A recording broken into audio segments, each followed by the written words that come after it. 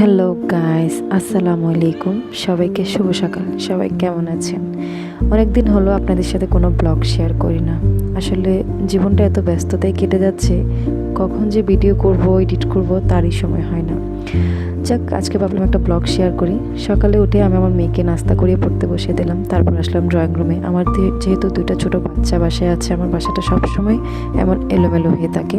কাজ শুরু করার আগে আমি ভাবলাম একটু আইস আমি মুখে লাগিয়ে নিই, কারণ আমার বরফ মুখে লাগাতে খুব ভালো লাগে। এটাতে একটা রিল্যাক্স ফিল হয়। তারপর আমি চলে গেলাম আমার বাসার ফ্যানটা একটু পরিষ্কার করার জন্য। অনেক দিন এগুলো পরিষ্কার করা হয় না, তাই আমি এগুলো পরিষ্কার করে নিলাম। আর সত্যি কথা বলতে, আমাদের যাদের বাচ্চা আছে আমরা জানি একটা মায়ের জন্য ঘরটা গুছিয়ে রাখা ঠিক কতটা কষ্টের। আমার ঘরটাকে আমি কখনো পরিপূর্ণভাবে গুছিয়ে রাখতে পারি না। আমি এই গুছাই তো এলোমেলো হয়ে যায়। যেহেতু আমার বাচ্চা আছে, আমার এটা সম্ভব হয় না। একে তো বাচ্চা সামলিয়ে আমরা হাঁপিয়ে উঠি, তার মধ্যে আসি বাকিদের কথাই।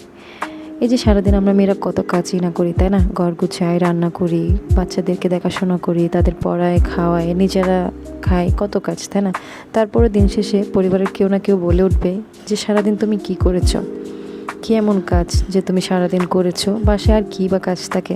এমন কথাগুলো শুনলে না সত্যি মনটা ভীষণ খারাপ হয়ে যায়।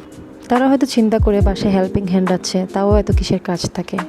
যতই হেল্পিং হ্যান্ড থাকুক না কেন, নিজের কাছে নিজে করার মধ্যে যে একটা আনন্দ, তা আর কিছুতে নেই। আমি তো সবসময় নিজের কাছে নিজেই করতে পছন্দ করি। নিজের মতো করে নিজের ঘরটাকে, রুমটাকে সাজাই। সবসময় আমি এই কাজটা করতে খুব পছন্দ করি।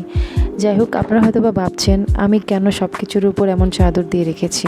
আমি তো আগেই বলেছি, আমার বাসায় দুজন যোদ্ধা আছেন, যাদের সাথে সারা দিন আমার যুদ্ধ করতে হয় এসব গুছিয়ে রাখা নিয়ে। তারা তো ময়লা নিয়ে, সব কিছু নিয়ে বিছানার উপর, খাটের উপর, সোফার উপর উঠে যাবে এবং আমার সব কিছু এক নিমিষে নষ্ট করে দেবে। তাই সব কিছু এভাবেই ঢেকে রাখি। যাই হোক, আজকের ব্লগটা এই পর্যন্ত। সবাই সুস্থ থাকবেন, ভালো থাকবেন। আল্লাহ হাফেজ।